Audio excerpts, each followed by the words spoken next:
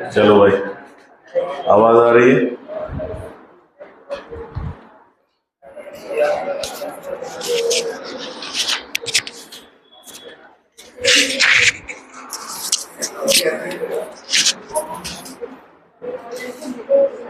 तो कहाँ तक पहुंचे थे हम लोग?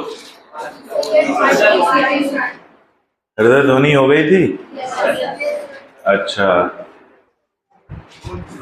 तो हृदय गति या हृदय ध्वनि को सुनने के लिए जिस उपकरण का उपयोग किया जाता है उसे कहते हैं स्टेथोस्कोप। लिख लो ये पॉइंट कि हृदय ध्वनि को सुनने के लिए, हृदय ध्वनि को सुनने के लिए जिस उपकरण का उपयोग किया जाता है, लिखो, हृदय ध्वनि को सुनने के लिए जिस उपकरण का उपयोग किया जाता है उसे स्टेथोस्कोप कहते हैं। कैसा होता है भाई स्टेथोस्कोप? ऐसा होता है। कैसा होता है? अब बात यह है कि बेटा पूरी लड़ाई इसी के लिए है। आला लिख ले, आला। पूरी लड़ाई जो है, अभी रहने दो, कुछ जुगाड़ करते हैं। पूरी लड़ाई किसके लिए है? कि सर MBBS हो जाए और इसको ऐसे रखने का सौभाग्य प्राप्त हो। यही लड़ाई है। हाँ, तो इस उपकरण को कहते हैं स्टेथोस्कोप। अब इस उपकरण में होता क्या है भाई? कुछ ऐसा तो है नहीं। ऐसा एक रबड़ का ट्यूब है जिसके 3 सिरे हैं, 2 छोटे सिरे एक तरफ है और एक बड़ा सिरा दूसरी तरफ। इसमें कुछ अलग नहीं होता। अब यहां पर जो इसका दूसरा सिरा है, यहां पर एक इसका भाग है, तो इस पे देखेंगे एक परत दिख रही है। इस परत को बोलते हैं डायफ्राम। क्या बोलते हैं? वही डायफ्राम जो पढ़ा था ना अपन ने, वक्ष गुहा और उदर गुहा के बीच में, वहां भी नाम था क्या? डायफ्राम। तो डायफ्राम नाम परत को दिया जाता है। ये परत भी क्या है? डायफ्राम। हालांकि ये वक्ष और उदर गुहा को नहीं बांटती, लेकिन बस इसका नाम है डायफ्राम। अब इसमें जैसे ये तो थोड़ा सा लो क्वालिटी का स्टेथोस्कोप है। लो क्वालिटी का मतलब नहीं, लो, हर्जी कौन बोला बे? लो क्वालिटी का मतलब इतना भी लो नहीं है। स्टेथोस्कोप की 3 क्वालिटी आती है। एक होती है हाईली सेंसिटिव क्वालिटी, वो बेसिकली जो छोटे बच्चे होते हैं उनके ऊपर उसका उपयोग किया जाता है। उसमें 2 डायफ्राम होते हैं, एक छोटा इस तरफ होता है, बड़ा इस तरफ होता है। जैसे लिटमैन का आता है, मेरे पास वो भी है, लेकिन वो उसको तुम अभी उपयोग नहीं कर, तुम्हारे लिए वो सही नहीं है। मेरे पास वो भी है, लिटमैन भी है। वो आता है करीब 15-18 हजार रुपए का डायफ्राम आता है। ये वाला भी लगभग 6-7 हजार रुपए का आता है ना। इससे सस्ता भी आता है एकदम लो क्वालिटी वाला, 300-350 रुपए का। सुनोगे यहां, सुनाएगा घुटने का आवाज। तो जो हम लोग सामान्यतः कोई डॉक्टर यूज करता है वो यही यूज करता है सामान्यतः। अगर वो कोई बाल रोग विशेषज्ञ ना हो, कोई बच्चों का डॉक्टर होगा, बहुत उसको स्पेसिफिक डायग्नोसिस करना होता होगा, तो वो लिटमैन यूज करता है। अदरवाइज एक अच्छा स्टेथोस्कोप है ये। और मजे की बात है कि मेरा इसका और मेरा साथ लगभग 15 साल पुराना हो चुका है। तो कॉलेज में जब मैं था तब लिया था, तो इसी से मेरा सब तब से चल रहा था। फिर बीच में मेरे बड़े भाई इसको यूज करते थे, उनकी जब प्रैक्टिस थी, फिर उन्होंने वो वाला ले लिया। कौन सा? लिटमैन वाला। तो वो भी है। हाँ, क्या ले लिया? अंधा नहीं है मतलब? हाँ, खानदानी बोल सकते हो, ये और वो दोनों है ना। तो ये है एक स्टेथोस्कोप। इसमें ये 2 होते हैं ईयर पीस, जैसे हेडफोन में होता ना अपन, तो समझ रहे होगे।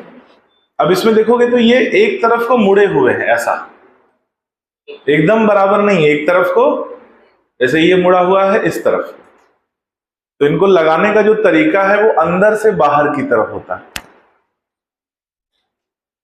ठीक है, जैसे ये अंदर से बाहर की तरफ अगर मुड़े हैं तो इनको इसी तरीके से लगाया। ऐसे उल्टा लगाओगे तो सुनाई नहीं देगा, कम सुनाई देगा। तो सही तरीका है वो इसी तरह से लगाते हैं। ठीक है, अब बात यह है कि इससे सुनाई क्या देता है? दिल की आवाज, है ना? दिल की बात सुनाई दे जाती है, ऐसा क्या? हाँ, तो दिल की आवाज, हृदय गति, हृदय ध्वनि सुनाई देती है। मन की बात तो पीएम साहब बोलते हैं ना, अपन दिल की बात करेंगे, है ना? तो अब इसमें एक और चीज आती है, किसी में, ऐसा सब में नहीं होता लेकिन ज्यादातर में देखने को मिलता है। ये जो पीस है ना, ये घूमता है ऐसा, तो इसका एक स्विच ऑन स्विच ऑफ होता है। क्या होता है? स्विच ऑन और स्विच ऑफ। ऐसे ही घूमता है, तो एक पे बंद हो जाएगा और एक पे चालू होगा। अपने को सुनकर पता करना पड़ेगा किस पे चालू है। इससे हम क्या क्या सुन सकते हैं? तो हम हृदय ध्वनि तो सुन सकते हैं, केवल हृदय ध्वनि। हृदय में हृदय ध्वनि के अलावा यदि कोई और असामान्य अवस्था की ध्वनि उत्पन्न हो रही तो वो भी सुन सकते हैं। साथ ही फेफड़ों की ध्वनि भी सुन सकते हैं, यदि फेफड़ों में ध्वनि उत्पन्न हो रही है। सामान्य अवस्था में अगर आप डॉक्टर के पास जाओ, डॉक्टर क्या करता है? ऐसे पीठ पे लगाता है, बोलता है तेजी से सांस लो। तो तेजी से सांस लेने पर हवा अंदर बाहर तेजी से आती है, तो उसमें फेफड़ों में आवाज उत्पन्न होती है। वो किस तरह की आवाज है उससे पता चलता है कि इसको कौन सा रोग हो सकता है। जैसे सामान्यतः तो आवाज जो है लगातार होती है, लेकिन अगर फेफड़ों की आवाज, लेकिन अगर पर्दे फड़फड़ाने जैसी या कागज फड़फड़ाने जैसे, कागज तेज हवा में रखो तो फड़फड़ाता है, ऐसे पर्दे भी फड़फड़ाते हैं। ऐसी अगर आवाज आ रही है फेफड़ों से तो मतलब कुछ गड़बड़ है। तीसरा और क्या सुन सकते हैं? इससे उदर गुहा की यानी उदर भाग की आवाज भी सुन सकते हैं। पेट की आवाज सबसे इंटरेस्टिंग होती है। सबसे इंटरेस्टिंग किसकी आवाज होती है? पेट। भाई हृदय का तो मालूम है, दुख दुख बहुत ज्यादा, 2-3 साउंड और आते हैं, 5-6 तरह का ध्वनि आता है, वो आप नहीं समझ पाओगे। जब आप MBBS में जाएंगे या PG में जाएंगे तब समझ में आएगा।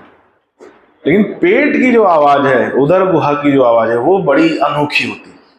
मतलब आप कभी ऐसे सन्नाटे में किसी घने जंगल में रात को घूमो, कैसी आवाजें आएंगी?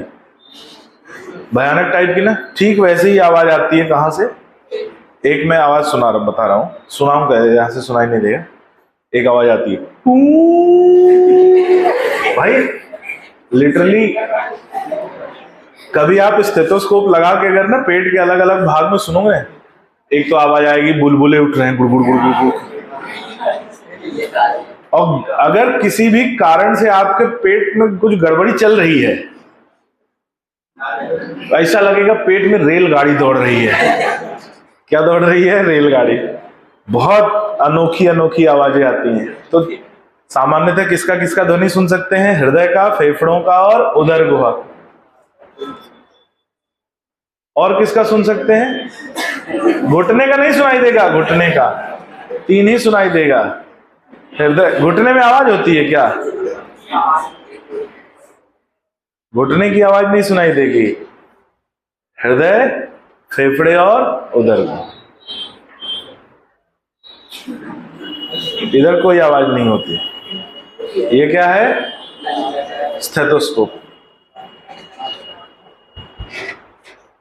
तो अभी आगे बढ़ते हैं इस पे। दूसरा जो उपकरण है, इसका भी हमारा साथ लगभग 10-12 साल तो हो गया। ये भी खानदानी है, स्फिग्नोमैनोमीटर। क्या बोलते हैं इसको? या स्फिग्नोमैमोमीटर भी बोलते हैं, स्फिग्नोमैनोमीटर भी बोलते हैं। ठीक है, इससे किसका मापन किया जाता है? ब्लड प्रेशर का। किसका मापन किया जाता है? ब्लड प्रेशर का। हमें फिर बोल देंगे घुटने का। इससे रक्तचाप का मापन किया जाता है। कैसे मापन करते हैं समझते हैं थोड़ा सा। तो आपके सामने खुल जा सिमसिम, ये खुल गया, देखो ऐसा रहता है ये। अच्छा, बात ये है, ये जो स्फिग्नोमैनोमीटर है ये मरकरी पर आधारित है। किस पर आधारित है? मरकरी। और मरकरी एक जो है विषैला तरल है, तो अब इसको बैन कर दिया गया है, प्रतिबंधित है।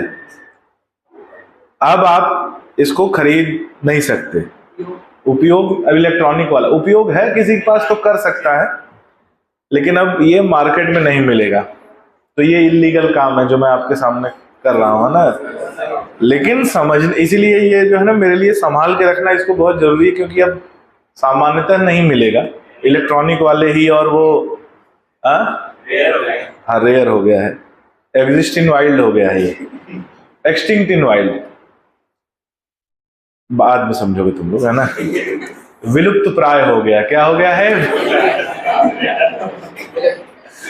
विलुप्त प्राय, है ना। तो ये होता है। अब इसमें दो तीन चीजें समझने वाली हैं। एक तो यहाँ पर स्केल दिख रहा है, यहाँ देखो 10, 30, 50, 70, 90, 110, 130 से लेके 290 तक की ये स्केल है। इसके अंदर एक ट्यूब दिख रही है, इस ट्यूब में मरकरी होता है। अभी नहीं है, अभी बगल में एक सिलेंडर दिख रहा है, ये बगल में सफेद रंग का ये दिख रहा है, इसी के अंदर मरकरी भरा हुआ है। सिलेंडर है, इसी के अंदर क्या भरा हुआ है? मरकरी। हाँ, कहीं बह तो नहीं रहा? नहीं, ठीक है, मरकरी भरा हुआ है।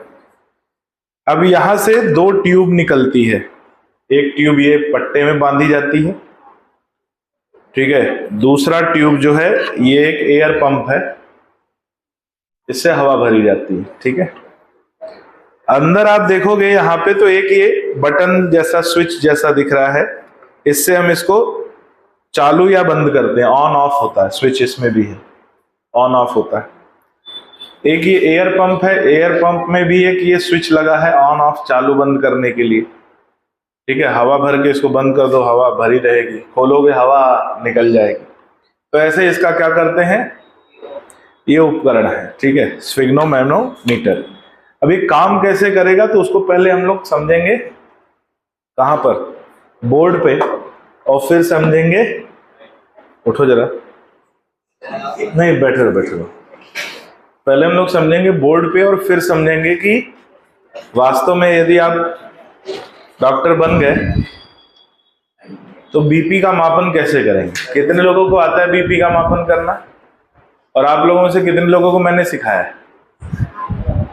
चलो ठीक है, 2-3 लोगों को तो सिखाया ही है, बाकी लोग देखे हैं, मालूम है, लेकिन निकालना नहीं हो सकता आता होगा। कितने लोगों को मालूम ही नहीं कि कैसे निकलता है बीपी, ब्लड प्रेशर। चलो आते हैं उस पर, थोड़ा सा 1-2 लाइन लिख लो, फिर आगे बढ़ते हैं। तो हम लोग हृदय ध्वनि की बात कर रहे थे। तो 2 ध्वनि सुनाई देती है, कौन कौन सी? लब और डब। कभी कभी ध्यान से सुनना, लब और डब के अलावा एक अन्य ध्वनि सुनाई देती है जिसे मरमर ध्वनि कहते हैं। क्या बोलते हैं? मरमर ध्वनि। तो लिखो, कभी कभी दोनों हृदय ध्वनियों के अलावा, कभी कभी दोनों हृदय ध्वनियों के अलावा, कभी कभी दोनों हृदय ध्वनियों के अलावा एक अन्य ध्वनि सुनाई देती है जिसे मरमर ध्वनि कहते हैं।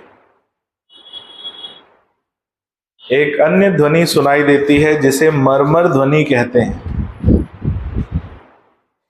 जिसे मरमर ध्वनि कहते हैं। ये कब सुनाई देती है बेटा?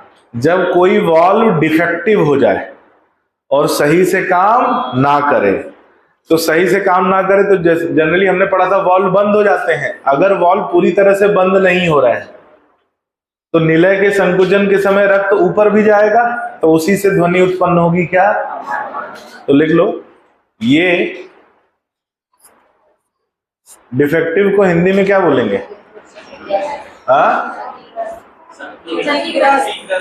क्षतिग्रस्त नहीं बोलेंगे। ये विकृत वाल्व, ये विकृत वाल्व को प्रदर्शित करता है, ये विकृत वाल्व को प्रदर्शित करता है जो सही से काम नहीं कर रहा है। ये विकृत वाल्व को प्रदर्शित करता है जो सही से काम नहीं कर रहा है।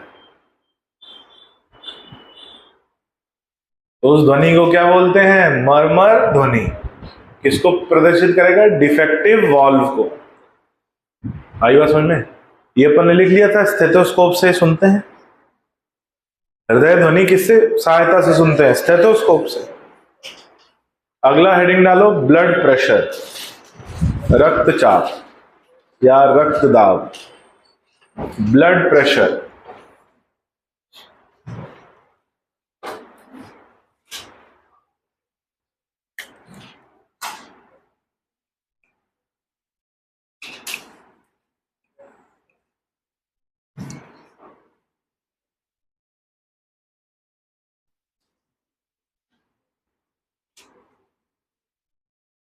ब्लड प्रेशर या रक्तचाप।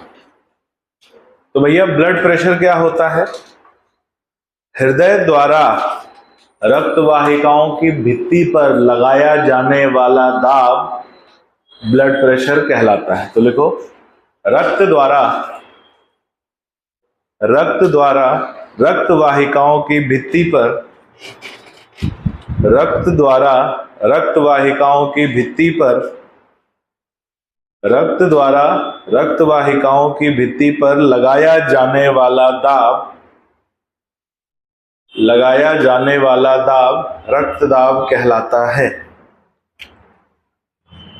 रक्त दाब कहलाता है।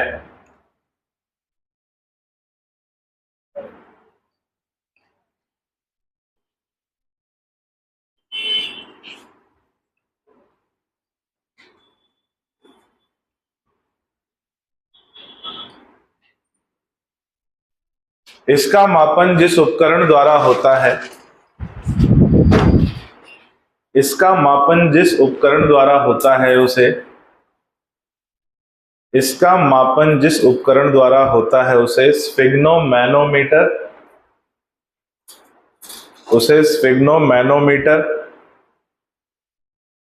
या स्फिग्नोमैमोमीटर कहा जाता है। स्फिग्नोमैनोमीटर या स्फिग्नोमैमोमीटर कहा जाता है। कहीं कहीं किताबों में स्फिग्नोमैनोमीटर लिखा है, कहीं कहीं मैमोमीटर लिखा है। अपने दोनों नाम याद रखें। क्या नाम है इसका? स्फिग्नोमैनोमीटर। अब देखो, अब हमने आपको बता दिया ये स्फिग्नोमैनोमीटर है, तो अब डायग्राम से बताने की आवश्यकता नहीं है, अब इसका मापन करके ही बताते हैं। ठीक है, तो जब बीपी का मापन किया जाता है तो बीपी की दो इकाइयां मिलती हैं, यानी दो मात्रक मिलते हैं, इसके दो वैल्यू मिलते हैं। एक होती है हायर वैल्यू, एक होती है लोअर वैल्यू। तो जब हम बीपी का मापन करते हैं, बच्चों ध्यान से सुनना, बीपी का मापन करते हैं तो उसकी एक आती है उच्च मात्रा, जिसको बोलते हैं हायर वैल्यू, और एक होती है निम्न मात्रा, जिसे बोलते हैं लोअर वैल्यू। हायर वैल्यू जो होता है ये होता है सिस्टोलिक दाब। कौन सा दाब होता है? याद रखना है, सिस्टोलिक दाब। और दूसरा है लोअर वैल्यू, ये है डायस्टोलिक दाब। डायस्टोलिक दाब। तो हमें दो दाब मिलते हैं, एक सिस्टोलिक दाब और एक डायस्टोलिक। सामान्य स्थिति में जो सिस्टोलिक दाब है उसकी मात्रा मिलती है 110 से 120 mm ऑफ Hg, और जो डायस्टोलिक दाब मिलता है वो मिलता है 80 से 90 mm ऑफ Hg। ये सामान्य अवस्था में। तो सामान्य ब्लड प्रेशर को हम कितना बोलते हैं? 110/80 या 120/90। ठीक है, और पिछले 20 वर्षों का यदि हम अनुसंधान देखें तो ये जो सामान्य स्थिति है ये 20 वर्ष पहले हुआ करती थी। अब जो है सामान्य ब्लड प्रेशर इससे भी कम माना जाता है। अब माना जाता है कि अगर किसी का 100/70 है, आज की स्थिति में किसी का ब्लड प्रेशर कितना है? 100/70, तो वो सामान्य बीपी है। क्या है वो? बीपी सामान्य है। तो अब इसको भी हम क्या मानते हैं कि भाई 100/70 किसी का तो वो कम नहीं है, वो क्या है? क्योंकि देखो 20 साल में 30 साल में लोगों का भोजन बदलता है, लोगों की जीवन शैली बदलती है, लोगों का हवा पानी बदलता है, तो उसका प्रभाव हमारे शरीर पर भी पड़ता है, और शरीर पर प्रभाव पड़ेगा तो शरीर अलग तरह से प्रतिक्रिया करेगा। अब मतलब अगर हम ऐसे बोले कि जीवन की जो कठिनाई हमारे दादा परदादा ने झेली है अपने जीवन में, क्या वो हम लोगों ने झेली? नहीं। तो उनका शरीर उन कठिनाइयों के लिए उपयुक्त था। अब क्या है, अब शरीर आराम परस्त हो गया, अब शरीर जो है ना उसको आराम ज्यादा मिल रहा है, तो उसकी जो सामान्य क्षमता है वो क्या हो रही है, कम। तो अब सामान्य रक्तदाब किस स्थिति में आ गया है? 100/70 भी अगर है तो वो क्या माना जाएगा? सामान्य। अब ये पता कैसे चलेगा, इसका मापन कैसे करते हैं ये जानते हैं। तो मापन करने के लिए हम यही उपकरण अभी यूज करेंगे। अब इसमें एक पट्टा है। अब हम सामान्यतः क्या करते हैं, अब रक्तदाब का मापन करना हो तो सीधे हृदय से ही मापन कर लो, ऐसे खोल के हृदय निकाल के मापन कर लो। आसान है क्या? नहीं। तो हृदय से जो रक्त निकलता है उसको सबसे पास कहां मापन कर सकते हैं? तो हम हाथ में कर सकते हैं। अब हम चाहें तो दाएं हाथ में करें या बाएं हाथ में करें, लेकिन आप देखोगे कि जो महाधमनी निकलती है वो किधर मुड़ती है? बाईं तरफ मुड़ती है। और उसी की शाखा निकलती है जो ब्रैकियल धमनी होती है, जो हाथ में पाई जाती है। कहां पाई जाती है? हाथ। कौन सी धमनी? ब्रैकियल धमनी। इधर भी होती है लेकिन इसकी दूरी ज्यादा होती, इसकी दूरी कम होती। तो जो कम दूरी है वहां मापन करेंगे तो आंकड़ा बहुत सटीक मिलेगा, इसलिए बाएं हाथ में मापन किया जाता है। लेकिन जिसका बायां हाथ ना हो तो दाएं में भी मापन कर सकते, लेकिन अगर बायां हाथ है किसी का, बाएं हाथ में मापन करें एक बार।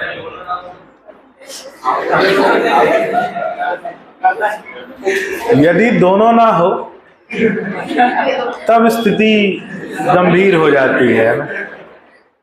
तब वैसे उसका भी है तरीका पैर में मापन, लेकिन तब ये वैल्यू नहीं मिलेगी। पैर का सामान्य बीपी अलग मिलेगा, क्योंकि जैसे जैसे रक्त हृदय से दूर होता जाएगा उसका दाब कम होता है। तो पैर का बीपी हाथ का बीपी एक समान नहीं मिलेगा। किसी का हाथ ना हो तो कहां मापन कर सकते हैं? पैर में कर सकते हैं, ऐसा कोई दिक्कत नहीं। अब बात आती है कि सर मापन करने के लिए किन किन बातों का ध्यान देना होता है। सबसे पहली बात कि जिसका मापन कर रहे हो वो आराम की स्थिति में होना चाहिए। कैसा होना चाहिए? आराम, रिलैक्स। ऐसा नहीं दौड़ भाग के आ रहा, दौड़ता भागता नहीं होना चाहिए। दूसरा कि अगर कोशिश हो कि वो लेटा हुआ हो, क्योंकि लेटे हुए रहने में सिर और पैर की स्थिति एक समान होती है, तो जो समानता दाब की पूरे शरीर में मिलती है वो लेटे हुए मिलती है। अगर लेटने की व्यवस्था नहीं है तो वो बैठा भी हो सकता है। दूसरी अवस्था है कि बैठा हो और आराम, रिलैक्स हो। तीसरा कहां मापन करते हैं? तो हमने बोला बाएं हाथ में। अब बाएं हाथ में आप देखोगे हमने धमनी की बात की। कौन सी धमनी? ब्रैकियल धमनी। बोलो सर ब्रैकियल धमनी को हमें अगर महसूस करना हो तो कैसे करेंगे? ध्यान से देखो, ये दो मांसपेशियां हैं, एक ऊपर की बाइसेप, नीचे की ट्राइसेप, दिख रही है? अरे इधर ध्यान दो, तुम अंगूठा लो। अब दोनों पेशी के बीच में जो खाली जगह दिख रही है, खाली जगह, पहले देखो तुम लोग, लगे खाली जगह। दोनों पेशी के बीच में खाली जगह दिख रही है, ये देखो, ये है ना यहाँ खाली जगह है। उसी में अंगूठा रखो और हड्डी पे थोड़ा सा दबाओ तो आपको जो है धमनी महसूस होगी। हो गई? जिसको नहीं हो रही बताना, खींच के बाहर निकाल देंगे। महसूस हुई कि नहीं? ऊपर नहीं बेटा, यहाँ ये जो डिप्रेशन दिख रहा है ना, इसमें अंदर दबाओ, थोड़ा ऊपर ऊपर, थोड़ा ऊपर की तरफ। तो ये जो ब्रैकियल धमनी है ये इधर से आती है और यहां से क्रॉस होती है। कहां से क्रॉस होती है? यहां से। अब हम क्या करते हैं, एक इमेजिनरी ट्राइंगल बनाते हैं, एक त्रिकोण बनाते हैं। यहां पे क्या बनाते हैं? त्रिकोण। बढ़िया लग रहा है ना, एकदम कबीर सिंह टाइप लग रहा है ना। हाँ। तो ये जो त्रिकोण है इसे बोलते हैं क्यूबॉइटल फोसा। क्या बोलते हैं? इसी त्रिकोण से अंदर से ये ब्रैकियल धमनी निकलती है और इसी पे हम स्टेथोस्कोप का डायफ्राम रखते हैं। कहां रखते हैं? ये क्यूबॉइटल फोसा है, यहां से ब्रैकियल धमनी निकलेगी, इधर से ऐसे आएगी घूम के और इधर से क्रॉस होगी और इधर निकल जाती है। तो यहां पर ये धमनी निकलती है और हम इसी पे स्टेथोस्कोप का डायफ्राम रखते हैं। आई बात समझ? जो स्फिग्नोमैनोमीटर का पट्टा है उसको हम इसके ऊपर बांधते हैं। कहां बांधते हैं? इसके ऊपर। अब पट्टे में आप देखोगे एक ट्यूब लगी है। ट्यूब की जो स्थिति है, जैसे मान लो ये पट्टा बांधा हमने और उसमें ट्यूब जो है ना वो धमनी के ऊपर ऐसा होना चाहिए। कहां होना चाहिए? धमनी के। कि अगर धमनी यहां दिख रही है तो उसके ऊपर, ऐसा नहीं पट्टा यहां है इधर है, इधर पे होना चाहिए। थोड़ा दाएं बाएं हो चलेगा, लेकिन कोशिश है कि पट्टा का जो ट्यूब है वो यही रहे। ठीक है। अब क्या करते हैं? अब उसमें हवा भरते हैं। हवा भरते हैं तो प्रेशर ऊपर जाता है। कहां जाता है? तो इसमें जो स्केल में जो संख्या दी है वो 10 से लेके कहां तक दी है भाई? 290 तक। 10 से लेके, अब हम सामान्यतः इसको 180 से 200 तक ही ले जाते हैं। ऐसा नहीं कि दिया है पूरा वहीं पहुंचा दो। सामान्य स्थिति में, क्योंकि जब प्रेशर बढ़ेगा तो इस पर दबाव महसूस होता है, हवा भरती है, तो हम यहां तक ले जाते हैं। अब ले जाने के बाद स्टेथोस्कोप लगा लो और धीरे धीरे उसकी हवा पंप से छोड़ते हैं, धीरे धीरे। हाँ, पंप में एक रेगुलेटर है ना, स्विच जैसा, बता रहे हैं ना उसी। जब हम धीरे धीरे उसकी हवा छोड़ेंगे तो यहां से मरकरी जो है नीचे आना शुरू हो, और नीचे आते आते आते आते एक जगह पर मरकरी ऐसा उछलना शुरू करेगा। क्या शुरू करेगा? ऐसा उछला, फिर नीचे आया, फिर उछला, फिर नीचे आया, फिर उछला, फिर नीचे आया, फिर उछला, ऐसे ऐसे चलता जाए। आई बात सुन? जहां ये मरकरी उछलना शुरू करेगा वहीं पर हमें स्टेथोस्कोप में ध्वनि सुनाई देगी, है ना? क्या सुनाई देगी? ध्वनि, साउंड आएगा। हृदय का ध्वनि नहीं आएगा, धमनी में ध्वनि सुनाई देगी। हृदय ध्वनि यहां नहीं सुनाई देगी, हृदय ध्वनि अलग है, ये ध्वनि जो है धमनी की। तो जहां ये ध्वनि सुनाई देना शुरू हुई वो कौन सा दाब है? ये है सिस्टोलिक दाब, सिस्टोलिक प्रेशर। और सुनते जाओ सुनते जाओ सुनते जाओ, फिर एक टाइम आएगा ये ध्वनि सुनाई देना बंद हो गया। तो जहां ये ध्वनि सुनाई देना बंद हो जाएगी वो आएगा डायस्टोलिक दाब। आइए समझ? इसी से पता चल जाता है। तो शुरू में तो हमें किस पे ध्यान देना है? स्टेथोस्कोप में। स्टेथोस्कोप में सुनना और इसमें देखना है कि कहां ध्वनि सुनाई देना शुरू हुई, और फिर देखना है कहां ध्वनि सुनाई देना बंद हुई। जहां सुनाई देना शुरू हुई वो सिस्टोलिक दाब, जहां सुनाई देना बंद हुई वो डायस्टोलिक। तो धीरे धीरे ध्वनि की तीव्रता कम होती जाती। जहां सुनाई देना बंद हो गया वो है डायस्टोलिक दाब। याद रहेगा? समझ में आ गया? तो लिखो कि रक्तदाब की रक्तदाब की दो मात्राएं पाई जाती हैं। रक्तदाब की दो मात्राएं पाई जाती हैं। पहला उच्च मात्रा जिसे सिस्टोलिक दाब कहा जाता है। पहला उच्च मात्रा जिसे सिस्टोलिक दाब कहा जाता है। उच्च मात्रा जिसे सिस्टोलिक दाब कहा जाता है, कौन सा दाब कहते हैं? सिस्टोलिक दाब। दूसरा लिखो, सिस्टोलिक दाब कहा जाता है, लिख लिया। इसका मान 110 से 120 mm ऑफ Hg, इसका मान 110 से 120 mm ऑफ Hg इसका मान 110 से 120 mm ऑफ Hg पाया जाता है। 110 से 120 mm ऑफ Hg पाया जाता है। दूसरा लिखो निम्न मात्रा। दूसरा निम्न मात्रा जिसे डायस्टोलिक दाब कहते हैं। निम्न मात्रा जिसे डायस्टोलिक दाब कहते हैं। डायस्टोलिक दाब कहते हैं तथा इसका मान डायस्टोलिक दाब कहते हैं तथा इसका मान 80 से 90 mm ऑफ Hg तथा इसका मान 80 से 90 mm ऑफ Hg पाया जाता है। इसका मान 80 से 90 mm ऑफ Hg पाया जाता है। 100 से 120 और 80 से 90। आई बात समझ में? अब आगे लिखो सामान्य रक्तदाब की मात्रा। सामान्य रक्तदाब की मात्रा 110/80 से सामान्य रक्तदाब की मात्रा 110/80 से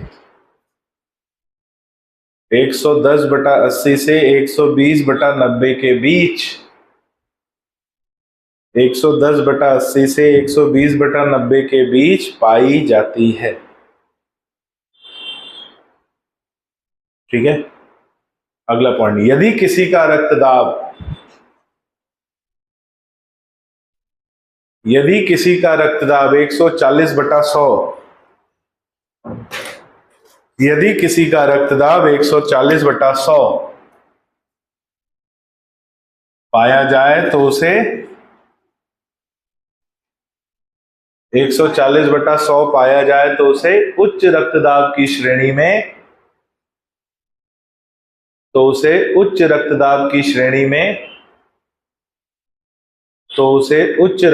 की श्रेणी में रखा जाता है। उच्च रक्तदाब की श्रेणी में रखा जाता है। कौन सी श्रेणी में? उच्च रक्तदाब की श्रेणी में रखा जाता है। ठीक है,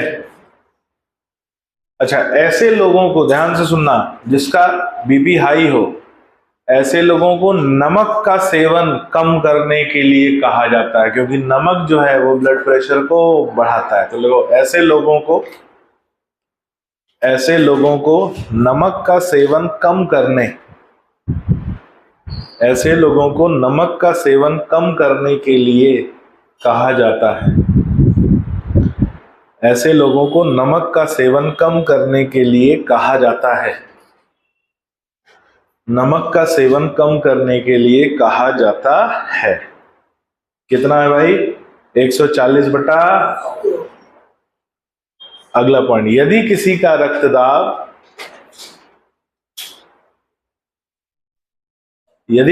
रक्तदाब 100/60 या उससे नीचे हो, यदि किसी का रक्तदाब 100/60 या उससे नीचे हो,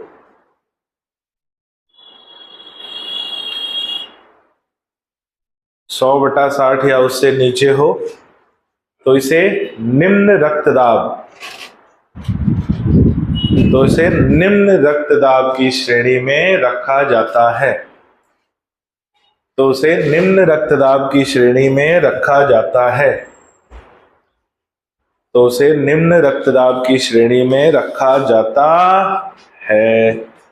किस में रखा जाता है? निम्न रक्तदाब। ठीक है, अब ध्यान से सुनो। अब एक और शब्द आता है जिसे बोलते हैं पल्स। खूब सुना होगा पल्स, और मैं टॉफी की बात नहीं कर रहा हूं, है ना। पल्स, जिसको बोलते हैं नाड़ी या नब्ज। पल्स क्या होता है? दो परस्पर उत्पन्न होने वाली हृदय ध्वनि के बीच का जो समय है उसे कहते हैं पल्स। जैसे धुक धुक धुक धुक, तो इनके बीच का जो समय है उसे क्या बोलेंगे? पल्स। तो हेडिंग डालो पल्स।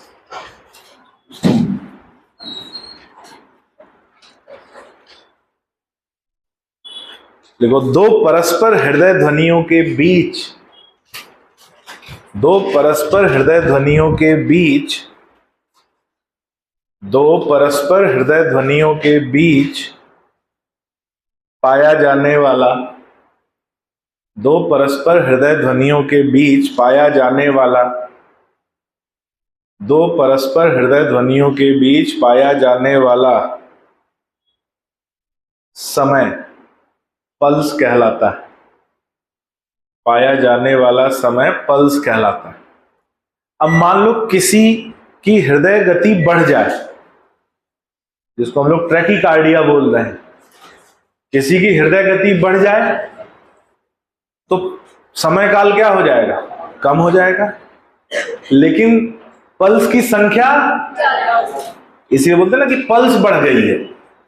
अगर हृदय गति बढ़ गई तो क्या बोलते हैं? पल्स बढ़ गई। लेकिन हृदय गति और पल्स दोनों अलग अलग चीजें हैं। हृदय गति के बीच का समय क्या है? पल्स है। तो अगर हृदय गति किसी की बढ़ जाएगी तो पल्स का समय काल कम हो जाएगा और पल्स की संख्या बढ़ जाएगी। तो लिखो, हृदय गति बढ़ने की स्थिति में, हृदय गति बढ़ने की स्थिति में, हृदय गति बढ़ने की स्थिति में पल्स का समय काल कम हो जाता है, पल्स का समय काल कम हो जाता है तथा पल्स का समय काल कम हो जाता है तथा पल्स की संख्या बढ़ जाती है।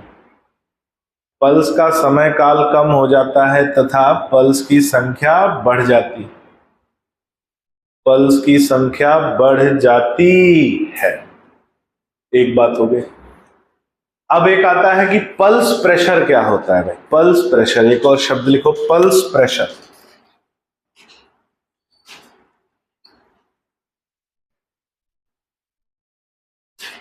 पल्स प्रेशर,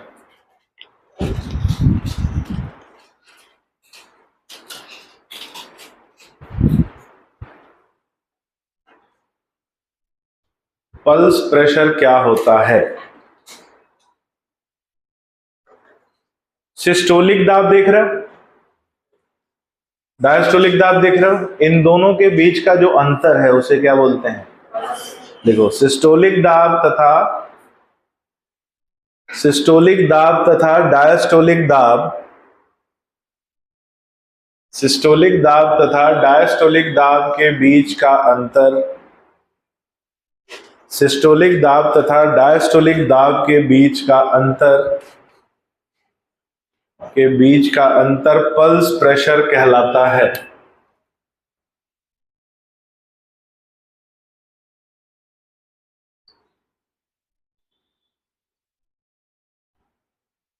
कितना मान होगा भाई इसका? 30 mm ऑफ Hg। 120 माइनस 90 कर दो, कितना आएगा? 30 mm ऑफ Hg। लिख लो, इसका मान 30 mm ऑफ Hg के आसपास पाया जाता है। इसका मान 30 mm ऑफ Hg के आसपास पाया जाता है। 30 mm ऑफ Hg के आसपास पाया जाता है। क्या बोलते हैं इसे? पल्स। यहां तक कोई दिक्कत? चलो, अब आते हैं कहां पे? अब एक आपसे मैं स्थिति पूछ रहा हूं। मान लो किसी का बीपी बढ़ गया है, ये 140/, तो ये बढ़ना ज्यादा हानिकारक है या ये बढ़ना ज्यादा हानिकारक है? यानी सिस्टोलिक दाब बढ़ना ज्यादा हानिकारक है या डायस्टोलिक दाब?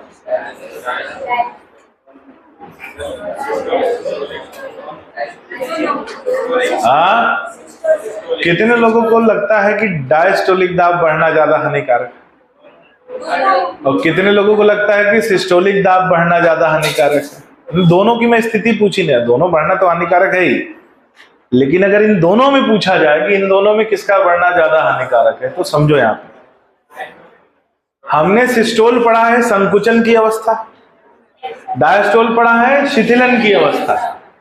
संकुचन यानी कार्य करने की अवस्था और शिथिलन यानी आराम करने की अवस्था। अब अगर मांसपेशी आराम करते हुए भी आराम नहीं कर पा रही,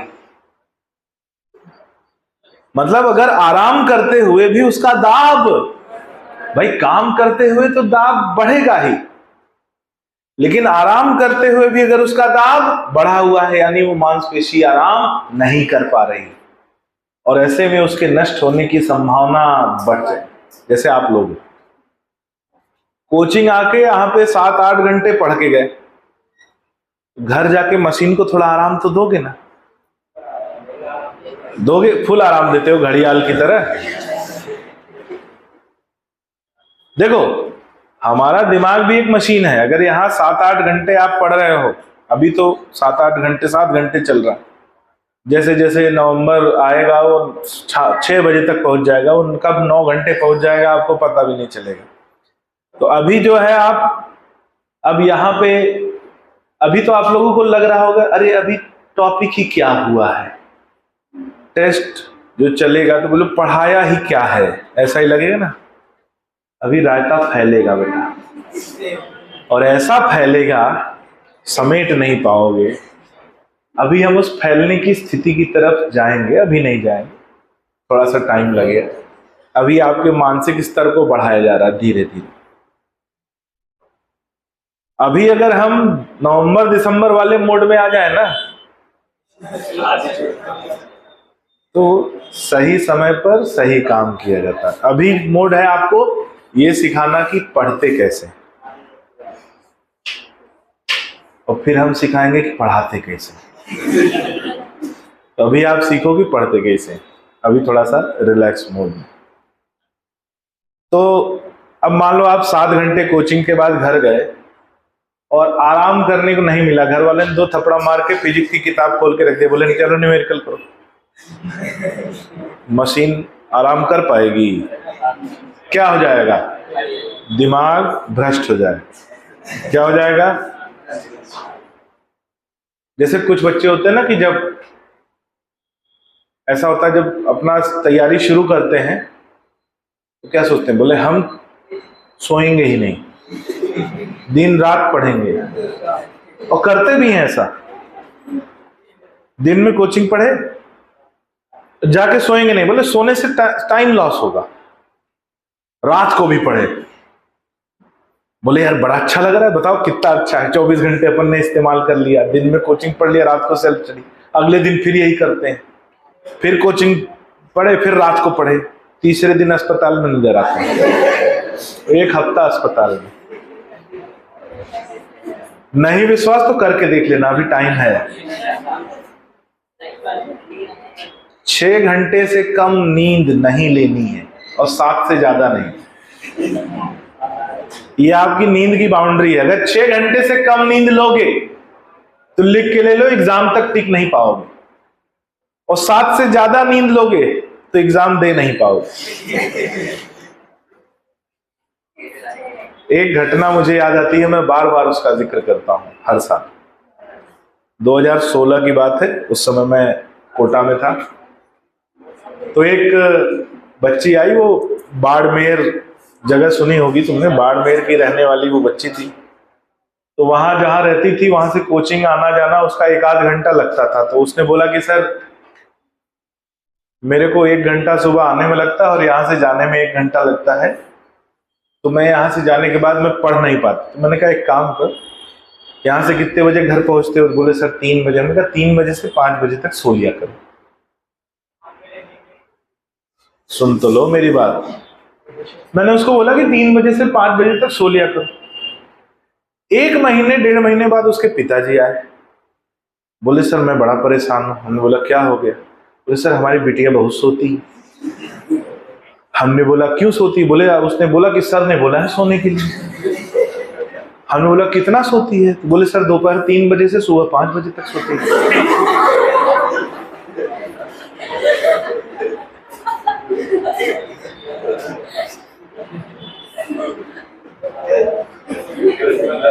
अब मैं क्या बोलूं? अब भाई बोला तो मैं नहीं था 3 बजे से 5 बजे तक सोने के लिए।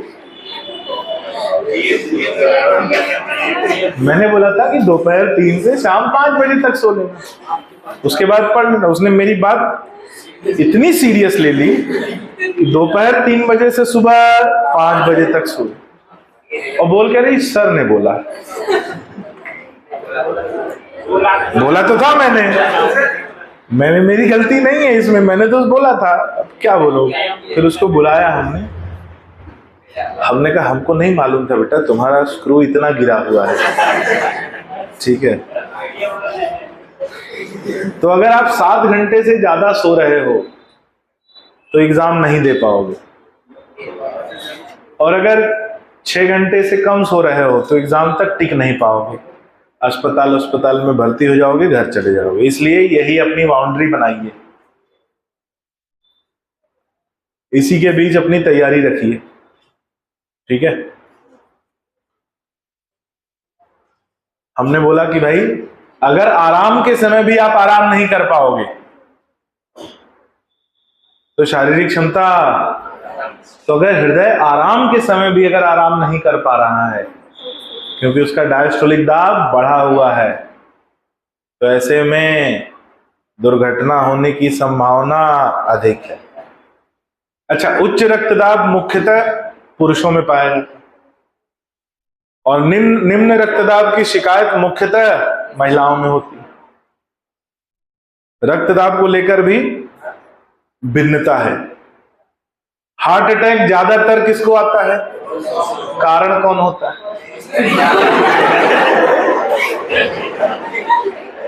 कारण कुछ भी हो सकता है, काम हो सकता है, घर हो सकता है, बहुत सारे कारण हो सकते हैं, स्वास्थ्य हो सकता है, खान पान हो सकता है।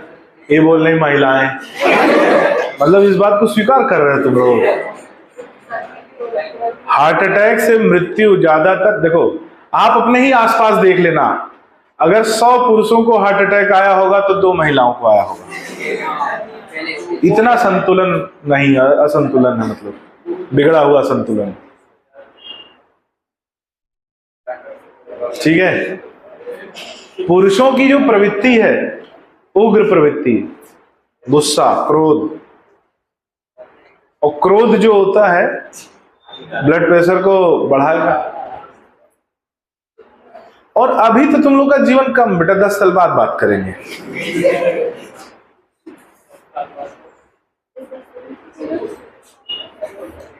तो अभी की जो स्थिति है ना, क्योंकि हम लोग पढ़ते हैं द्वितीय लैंगिक लक्षणों में उग्र स्वभाव पुरुषों में विकसित होता है, तो उग्र स्वभाव होगा तो क्या बढ़ाएगा? Blood pressure. जैसे देखो, जो सरकारी स्कूल के टीचर होते हैं, देखो उनका बीपी कैसा हाई रहता है, फुल हाई, ऐसे पीटते हैं बच्चों को।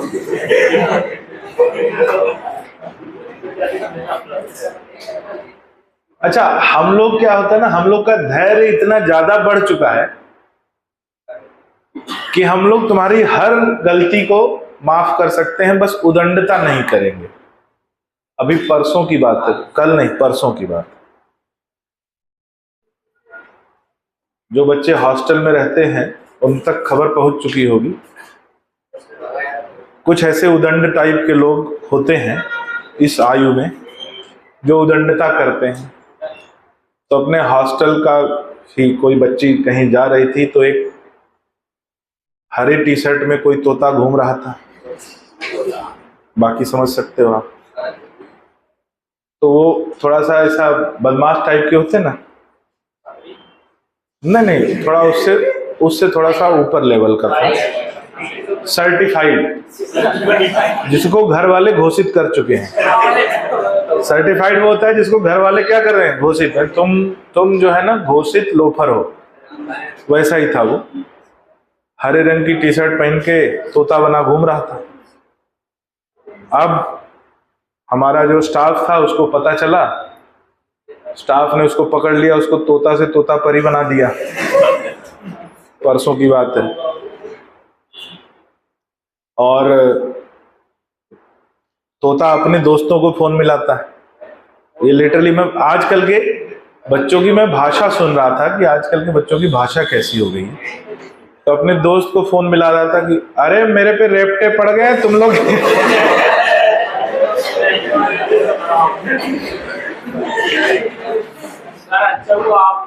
नहीं, मैं था वहां, मैं वहां था, लेकिन मैंने कुछ देख रहा था। बोल रहा मेरे पे रेपटे पड़ गए, तुम लोग कहाँ हो? बोले यहाँ आओ जल्दी। बोले कहाँ? बोले बॉन्ड क्लासेस। बोले हम नहीं आएंगे। कोई नहीं आया।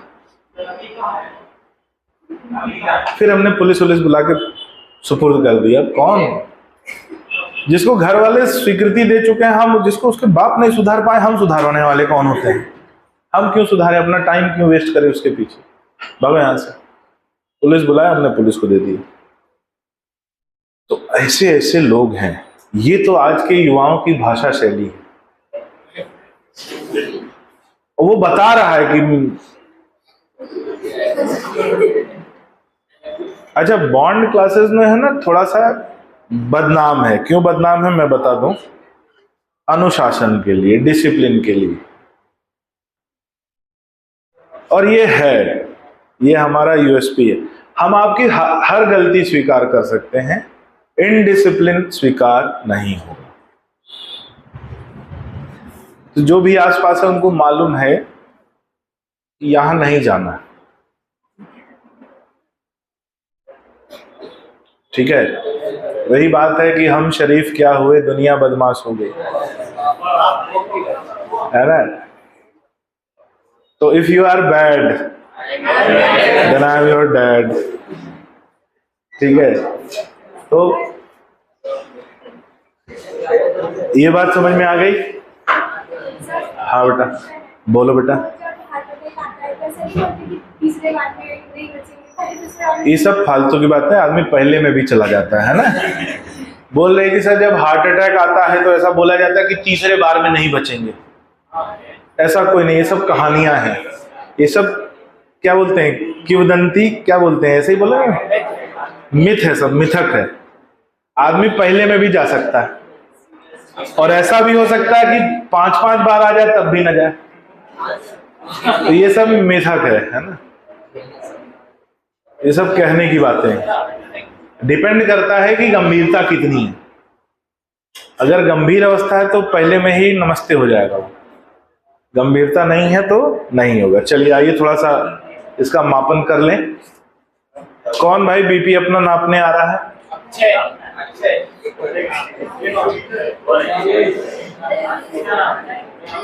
किसको बीपी मापन करना है?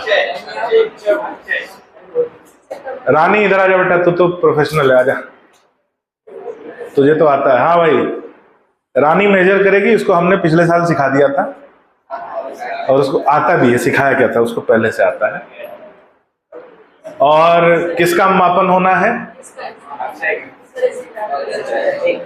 कितने लोग अपना बीपी मेजर करवाना चाहते हैं? इतने लोग हैं।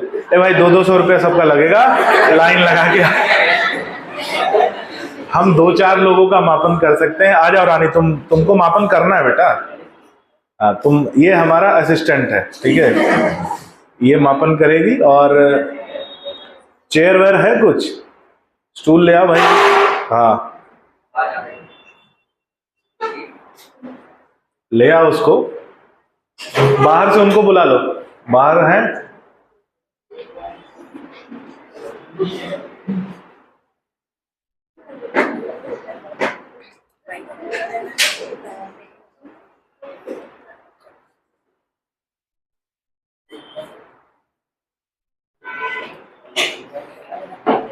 बुला लो कोई है तो।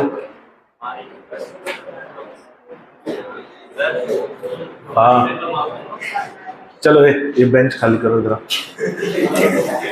रहने दो हो गया। तुम लोग हटो, पीछे बैठो। इसको भी खाली करो। आज बेटा बैठ इस पे, डॉक्टर है भाई, भविष्य की हमारी है। इसको भी लगाओ यहाँ बगल में।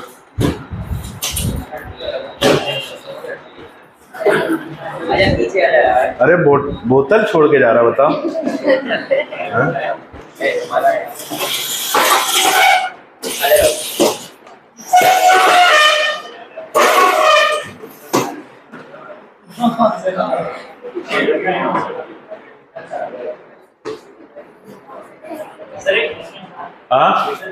स्मार्ट वॉच नहीं है, फर्जी है, सब फर्जी है, वो सब फर्जी है।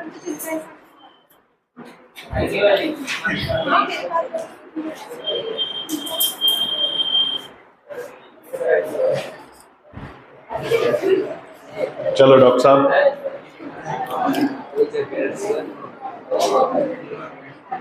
हाँ भाई, मरीज लोग आ जाओ। वो पीछे एक नया रंग रूठ, आ जाओ बेटा। क्या आओ, तुम क्या जूता उता उतार के बैठे हो सब फुर्सत में? चलो बैठो तुम, तब तक आ जा तू। बैठो, पहले अपना ये आस्तीन फोल्ड करो, अनफोल्ड करो पूरा वो वाला। तो सबसे पहली बात, अगर किसी ने शर्ट वगैरह चढ़ाई है तो या तो हाफ शर्ट हो, या तो अगर फुल शर्ट आस्तीन चढ़ाई तो उसको खुलवा लेना है। हाँ, आस्तीन मुड़ी हुई हो उसके ऊपर बीपी नहीं मेजर किया जाता। आस्तीन खुली हो तो हर जगह की मोटाई क्या होगी, एक समान होगी। ऊपर नहीं करो इसको, नीचे पूरा करो। दीदी नहीं बोला। अच्छा ठीक है, डॉक्टर साहब बोल रहे तो फिर हम कौन?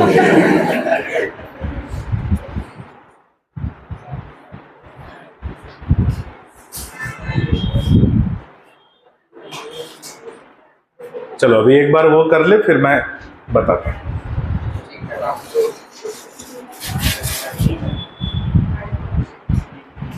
हाँ, बहुत टाइट नहीं करना, ठीक है बस।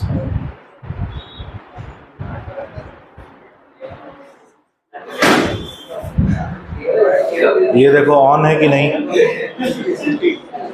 पंप करो उसका, बंद करो उसको, पंप करो हवा। हाँ ऑन। स्टेथोस्कोप लगाओ।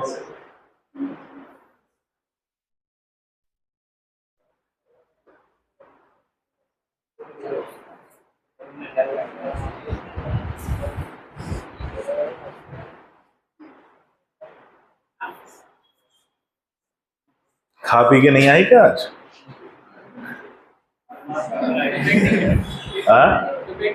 नहीं, उसको आता है क्या, भूखे पेट नहीं होता।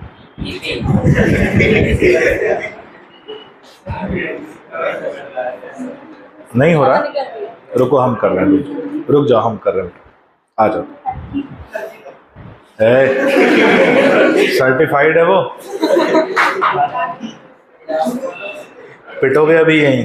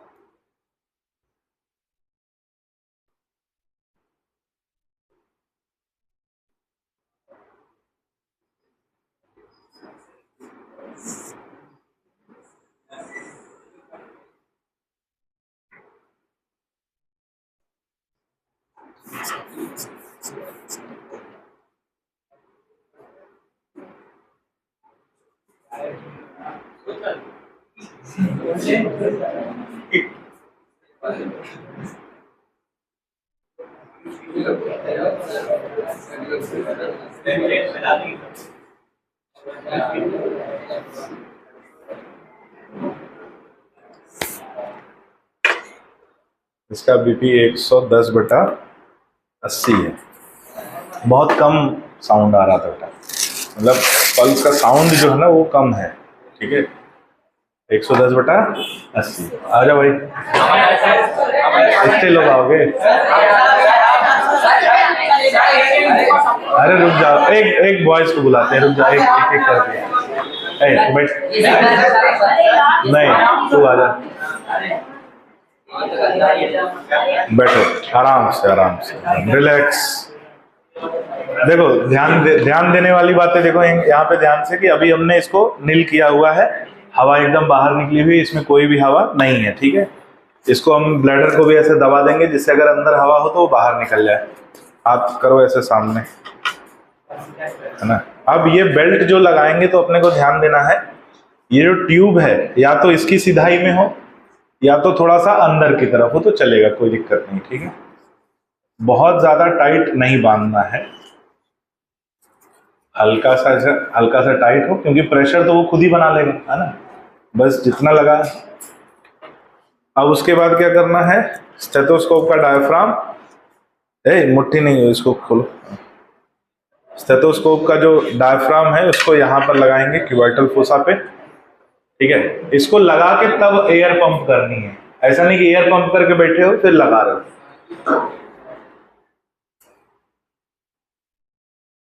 अब हवा बंद करेंगे यहां से,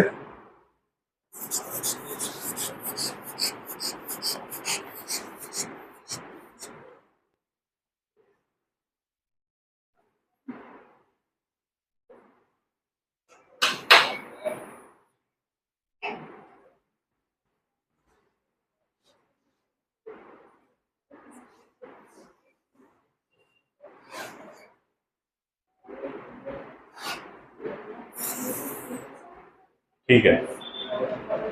115/60 आया इसका। 60 मतलब इसका जो डायस्टोलिक प्रेशर है वो सामान्य से कम है, तो वो ठीक इस सिचुएशन है, क्योंकि हृदय को आराम मिलने का भरपूर समय मिल रहा है, ठीक है। ठीक है, अभी बॉयज हो गया, अभी चलो आ जाओ तू।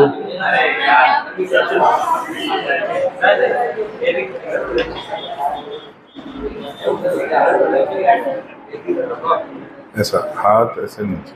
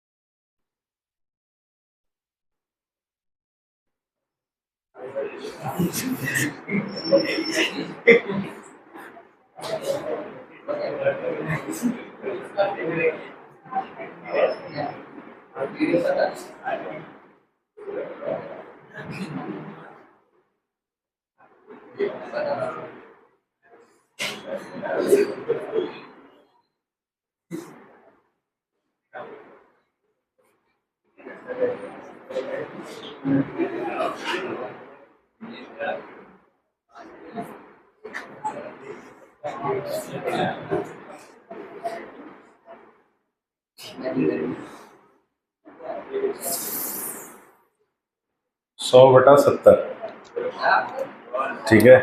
तुम्हारा बहुत कम साउंड आया और वो जब 100 पे गया तब आया। आओ तुम इधर, आप 2 थप्पड़ देके बिठाएंगे। अब रानी मेरा बीपी मेजर कर बेटा, मेरा ज्यादा आएगा क्योंकि हाँ मैं हमेशा गुस्से में ही रहता हूँ। आ जाओ बेटा बैठ। ऐसा सौभाग्य तुम्हें दूसरी बार मिल रहा है ना।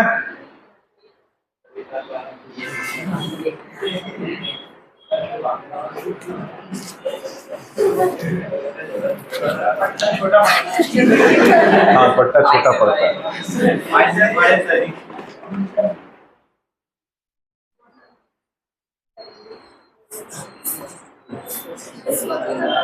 उधर ऊपर ऊपर ऊपर बंद होगा, ऊपर की तरफ बंद होगा। हाँ इसीलिए नहीं हो रहा था।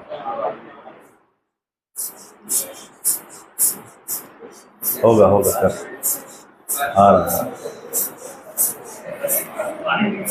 करो करो, हाँ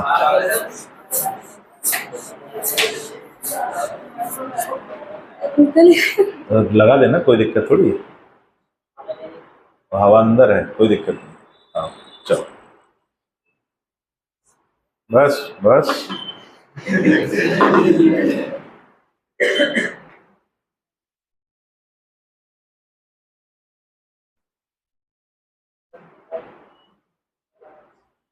आराम से रिलैक्स।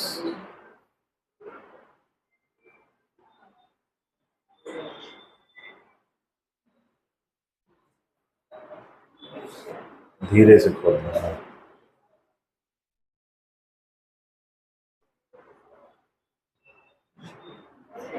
आजा, मैं खोल देता हूँ।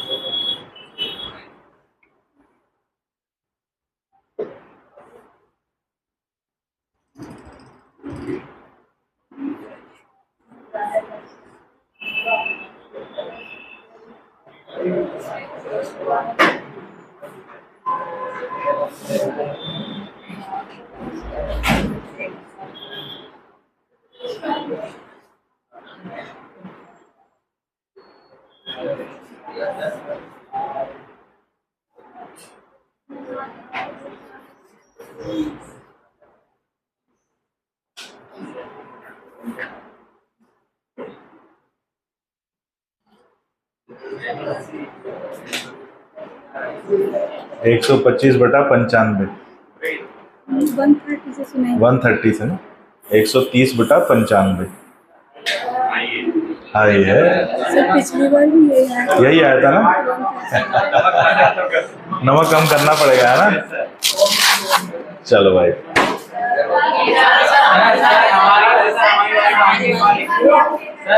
एक बार तुम्हारा चेक करना है, तुम्हें चेक करना, मेरा नहीं, हम अपना नहीं चेक करेंगे।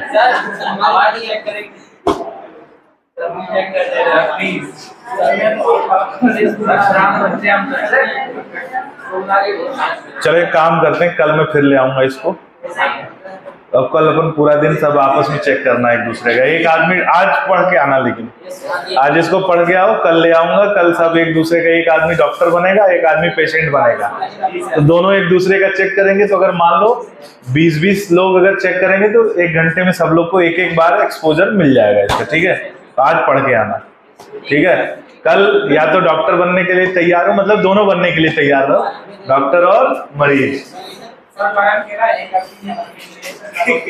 तुम बेटा अगर हम यहाँ रख के चले जाए ना, तो मरकरी निकाल के तुम घर ले जाओगे, हमको मालूम है। ठीक है, इसको हम यहीं पर रहेगा, गाड़ी में ही रहेगा, कभी भी ले आएंगे। कल ले आएंगे, कल अपन इसको, कल यही करेंगे अपन इसी को। हाँ तुम्हारा कल मैं कर दूंगा मेजर, आज नहीं कल।